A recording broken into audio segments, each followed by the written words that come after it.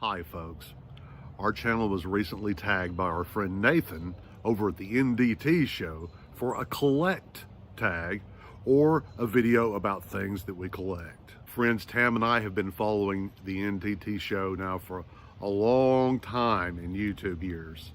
And I can promise you that Nathan's is one of the funniest and most inventive minds working in the creators community. His videos are always entertaining. So if funny, inventive, and entertaining sounds like something you can get behind and add to your entertainment lineup, the link to his channel will, of course, be in the description below. I collect pretty much three things. I collect books. I have a few first or rare editions of which I'm proud, but I'm almost certain if I made this collect video about my book collection, the views would end right about now. I also collect curiosities, but I know not everyone is comfortable with that sort of thing. Another thing that Tam and I both enjoy collecting is Southern folk art, especially Southern folk pottery. And if there's any place in our house where the curiosities and our love of folk pottery overlaps, it would be in this curio cabinet just off the living room. And that is where we're going to concentrate our collection story. This curio cabinet contains some examples of Georgia folk art pottery. The tradition of folk art pottery goes back here in Georgia well into the early 19th century. Of course, the tradition here in the southern United States when they were colonies goes back even further. It was utilitarian. Of course, pottery has been a part of every civilization, going back as far as there's been history of civilization. And almost as long as that, there have been examples of potters applying features of folks or animals to their pottery. Folk pottery as an art form here in North Georgia probably took hold because of the prevalence of clay in the ground here in Georgia. And we aren't just blessed with a Georgia red clay, of which I'm sure many of you are already familiar. We also have kaolin and fuller's earth, kinds of clay that are more suitable for pottery. You probably noticed that most of my Georgia folk pottery collection is made up of face jugs. There's a lot of stories for how this tradition got started here in the South and particularly in Georgia. But the one that's told most often, the one that folks stick to, is that it was a way of keeping young'uns out of the moonshine. Just imagine how tough life must be if the young'uns are trying to find a way to get into your moonshine. Here in the present day, that tradition with face jugs has kind of been carried on. The idea that the jug, the face jug, is supposed to be a little spooky, a little foreboding maybe, to keep someone at a distance from whatever the contents are in the jug. And this is where it kind of overlaps with the curiosities, because a lot of folks do find this kind of art very curious. It's also very prevalent here in North Georgia. If you come and visit us, especially around the area where we live, and especially in the touristy parts of the area in which we live, you're going to find this kind of stuff either on exhibit or for sale at many places where you'll stop along your travels. I'm not going to prolong this video by showing you individually each piece, or at least explaining each piece. I may sweep through the cabinet with the camera to show you all of them, to give you a look at their faces, but I'm only going to point out a couple of them that are either my favorites or examples of the kind of standards of Georgia folk pottery. So this first jug by local artist Randy Tobias, he's a really nice guy. I have a couple of Randy's pieces. I think it illustrates the idea of these jugs being for the purpose of keeping the crumb snatchers out of the whiskey very nicely, and shows you some of the kinds of imagery that pop up in this form of pottery, in face pottery. One is the snake. You will see snakes in a lot of North Georgia folk pottery. And you see this inscription here around the cross. Religious imagery is often displayed in these types of pots. It says, "The bite of the serpent is the kiss of the devil." The serpent, temptation, and the devil of course, figure prominently in this kind of thing if you're trying to keep children or anyone away from what's in the contents of this jug. Who better to do that than the devil? There are dynasties in North Georgia folk potteries, families that have been carrying on this tradition for generations. And I have some examples of pottery by two of these families. The first one here is from Wayne Huell. The Huell family is very predominant in North Georgia folk pottery.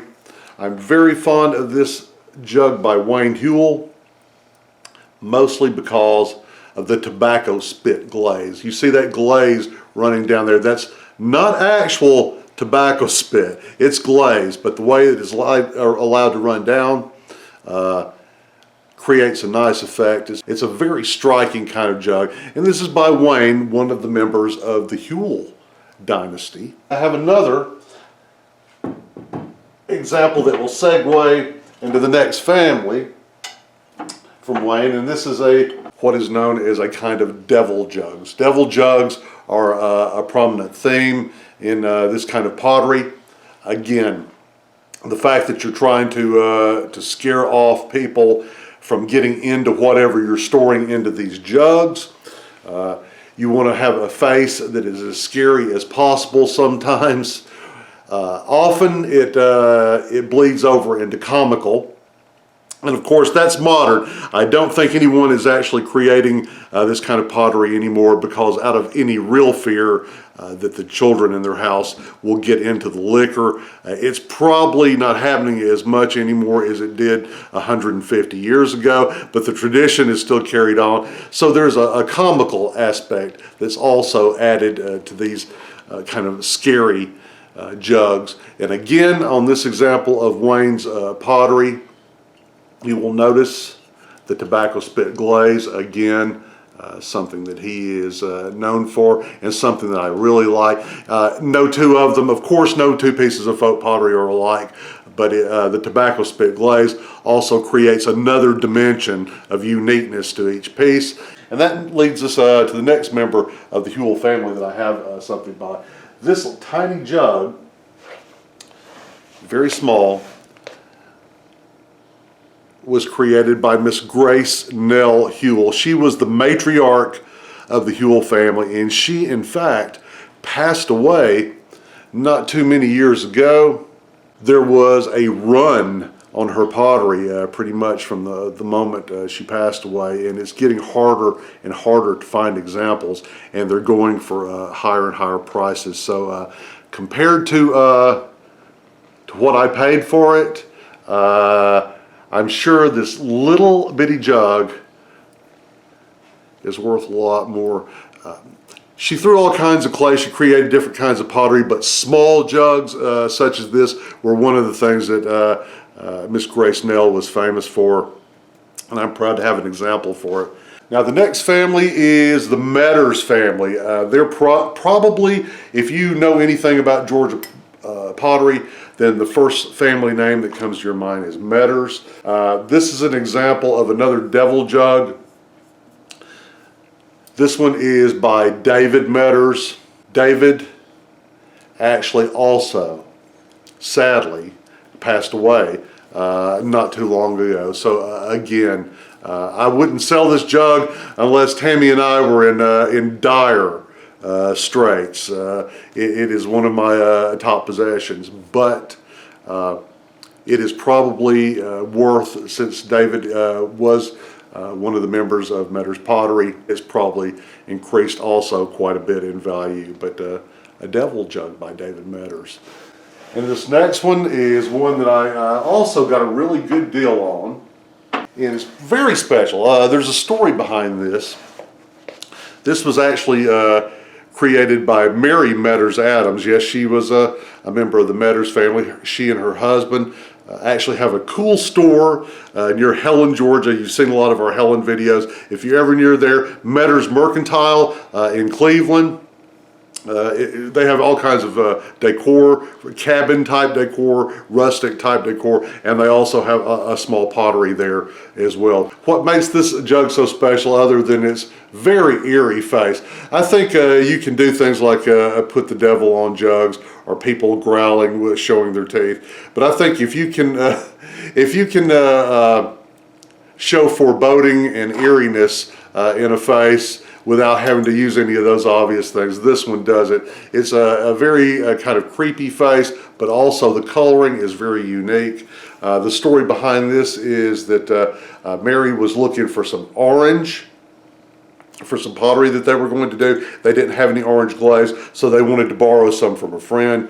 That friend said they had some. They went poking around out in the storage room and found a very old box of orange glaze, very, very old. And something had happened to it, the way it had been stored, the temperature it had been stored at, but it didn't turn out exactly the color orange that they wanted it to. It created a very unique coloring on this pot. And I have spoken to them since. They have tried by experiment over and over again to recreate this color using the colors they had on hand. They have not been able to recreate this exact color. So whatever they threw and they fired with that batch of orange or old orange that they got from storage, that's all that there ever will be, and I'm fortunate enough to have one of them. This last piece of folk pottery is my favorite piece, is the one that's most important to me, and that is because my niece, Courtney, made this jug when she was back in school. She's kept it for years, but now that she's grown older, I guess space has become a premium. She's trying to look for places to rehome some of her things, and she thought of old Mike and Tam, and she donated to us this work of art that she created herself. So that's all the folk pottery, but I do have a couple of pieces of curiosities in here with these artistic curiosities, ones that I have not yet been able to put into the right displays that I have in mind for them, and they're kind of special. So I keep them separated and on display here in this cabinet for the time being. I don't move this one very much, so for Nathan and the N.D.T show, I will pick this one up briefly. This is decaying very rapidly. It was told to me was recovered from a very, very old church that was being torn down, and you can see evidence of where this was. They had some kind of over the top of the wood. They had some kind of plaster.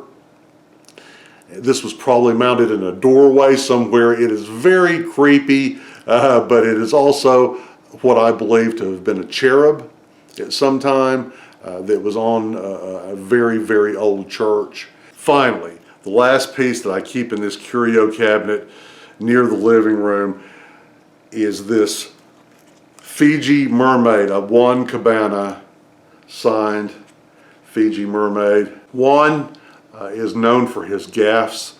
Of course, a gaff is something that you display as being real when it's actually not, and most people are in on the joke. Usually it's something fantastic, but he created this Fiji mermaid. Look at that face.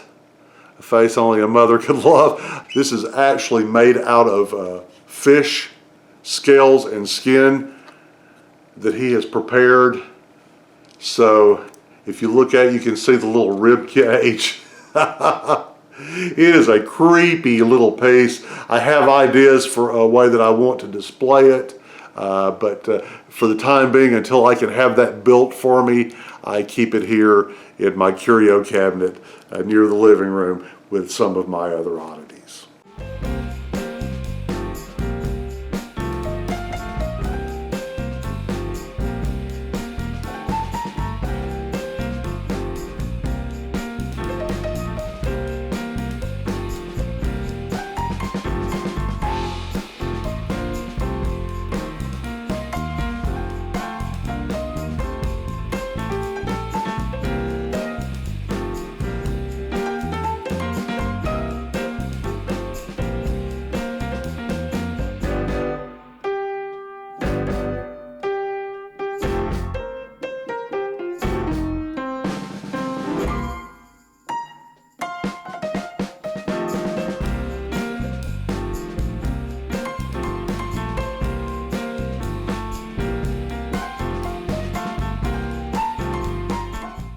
Tammy collects various things, but over the couple of years that we've been on YouTube, more than a few folks have made comments complimenting Tammy's earring choices in the videos that we're in. And she does collect a fair amount of earrings. She really enjoys earrings. I have seen Tammy find earrings for sale in the most unlikely of places. She could find an earring vendor in a funeral home. Y'all, this is just a tiny, tiny portion of the total amount of earrings that Tammy has. She has some on a little miniature wardrobe that sits on top of her dresser. She has some just laying around on top of the dresser. This is just a fraction of them, but these are some of her go-tos. She keeps them suspended in this earring or jewelry organizer so that she can, when she's ready to go somewhere, she can just walk up to it, select her loadout with military-like precision. Now comes the part of any tagging video that for us is always the most difficult, and that's tagging other channels to keep the ball rolling. The first channel we'd like to tag is Handmade Blessings by D. Cobb. You can't help but benefit from being connected to D. The link to her channel will be below, of course. D, if you're up for it, I'm pretty sure you got some stuff somewhere that you can show us. Show us your collection. Next, we'd like to tag the channel Joy Blessed Life. We've really come to love Joy and Donnie. They are both entertaining and fun. Please go over and give them a watch. Joy and Donnie, if you collect anything, please show it to us. So that's it for what I collect and who we're going to tag. Once again, thank you, Nathan, over at the N.D.T show for tagging us. Nathan's entry into this is fascinating, and I'm pretty sure that he has a collection that is one of a kind. And I'm going to leave the link not only to Nathan's channel, but to Nathan's video about what he collects. I think many of you will find it fascinating too. So Tammy's somewhere off in the house. Until the next time, this is Mike saying bye.